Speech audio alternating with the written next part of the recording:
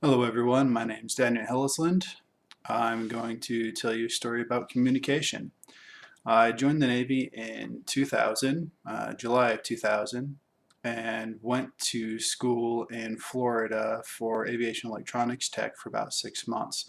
Once I was done with that school, I went over to Biloxi, Mississippi to finish my schooling for calibration technician. I was to meet the boat I was assigned to during their deployment. They were over in Indian Ocean, Gulf of Aden area.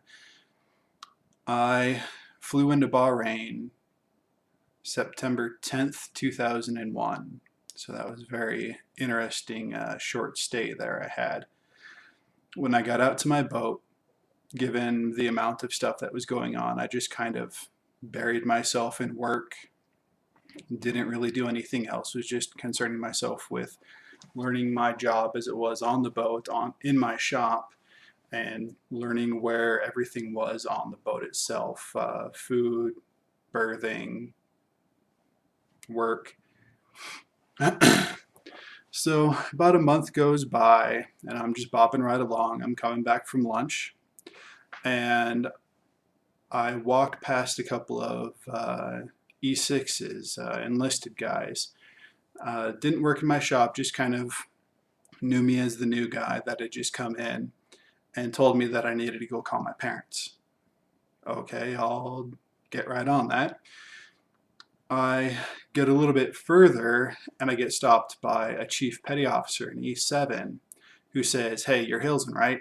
Go call your parents." "I will do that today, chief." Okay. So I'm getting closer to my shop and I get stopped by another chief with a senior chief who tell me that I'm required to go call my parents now. I told them I was going to go back to my shop, tell them that I was going to go call my parents and I would get that accomplished right away. I get back to my shop, I walk in, I turn to my supervisor and I say, "I already know, I've got to go call my parents real quick, just want to come back and tell you where I'm going." And he says, "Stop. Go to Chief Brown and he will escort you down there." At this point, I'm thinking something has happened. Somebody's hurt, somebody died, Red Cross doesn't work, they call through the phone now. I had no idea what was going on. So I go over, I wait for the chief to get done composing an email. We walk down to the phones, a little payphone looking thing on the side of a wall. He's like, "Okay, here's a number to call out. Do you know the number home?" And, "Yes, chief, I do." So I call home, and as soon as they pick up, I start talking because I'm worried. "Hey, this is Daniel. How are you doing? What's going on? Is everything okay?" My dad answers, "Oh, yeah, fine. Just want to know how you're doing. Hadn't heard from you. Just want to make sure you're all right." Yeah, I'm fine. I've just been working." "Oh, yeah, yeah, yeah. Well, we just wanted to make sure you're okay. Hadn't heard anything from you." "Yeah, yeah, Dad, I'm fine. Thank you." Um, so what's going on? Like, who did you call? It's like, "Oh, I called your captain." Now, my father had been in the Air Force, and to him, a captain was an O3 kind of low-ranking officer. They would be in charge of a company or a set of shops. Would have been like a mid-level manager. In the Navy, however, a captain is the captain of the vessel, the boat.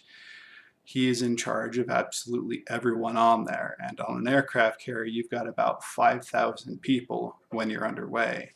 So he went to talking from a mid-level supervisor, mid-level manager, to the mayor of an entire city, effectively, the commander.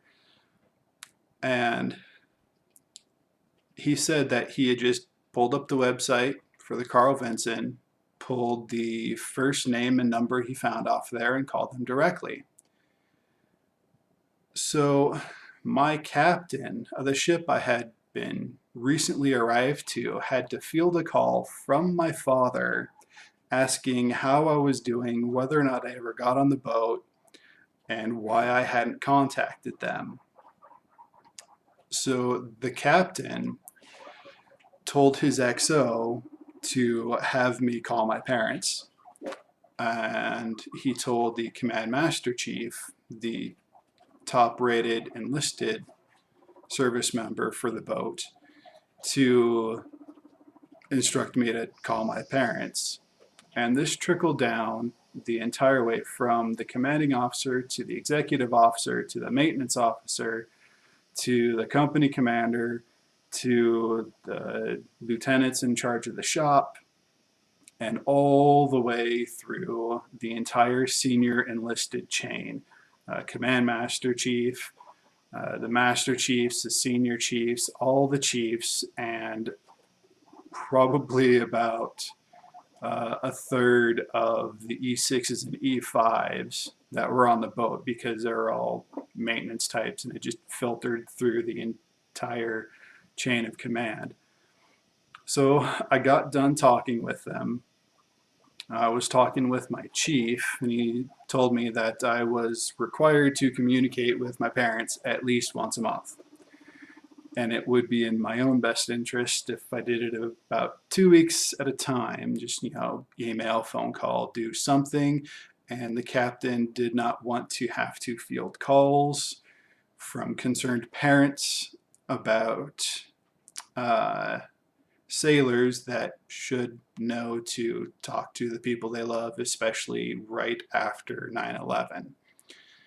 I found out later that because of what happened, the captain or somebody in the chain of command had instituted a new rule that anyone who came aboard during a deployment was taken as a part of their in-briefing to a phone, to a computer, to contact their loved ones. So, yeah.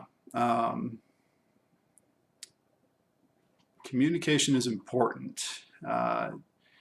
What you don't say is as important as what you do say, and when and how.